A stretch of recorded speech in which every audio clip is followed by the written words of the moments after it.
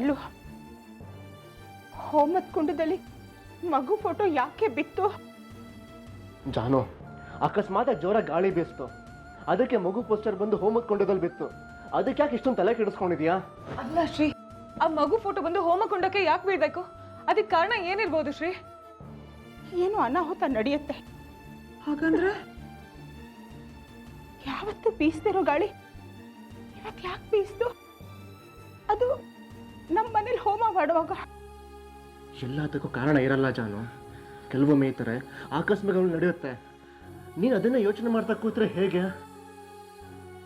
ಹೋಮದ ಕುಂಡದ ಹತ್ರ ಅಷ್ಟೊಂದು ವಸ್ತುಗಳಿದ್ವು, ಆದ್ರೆ ಆ ಮಗು ಫೋಟೋನ ಯಾಕೆ ಬಿತ್ತು ಕಲ್ಲು? ಅಂದ್ರೆ ಲಲ್ಲು, ನೀನು ಹೇಳ್ತಿರೋದು ಏನೋ ಕೆಟ್ಟದಾಗತ್ತೆ ಅನ್ನೋದ್ರ ಸೂಚನೆನಾ? ಆಕಸ್ಮಿಕವಾಗಿ ಒಂದ್ಸಲ ಆಗುತ್ತೆ, 2 ಸಲ ಆಗುತ್ತೆ, ಆದ್ರೆ ಪದೇ ಪದೇ ಯಾಕೆ ಹೀಗಾಗುತ್ತೆ? ಅದು ಒಂದ್ರ ಹಿಂದೆ ಒಂದು. ನೀನು ಹೇಳ್ತಿರೋದು ನಿಜಾನೇ ಆಗಿದ್ರೆ ಲಲ್ಲು, ಇದು ಅಪಶಕುನದ ಮುನ್ಸೂಚನೆನೇ ಇರಬೇಕು. ಅದು ಮನೆಗೆ ಮಗು ಬರೋ ಸಮಯದಲ್ಲಿ ಈ ಥರ ಎಲ್ಲ ಆಗ್ತಿದೆ ಅಂದ್ರೆ?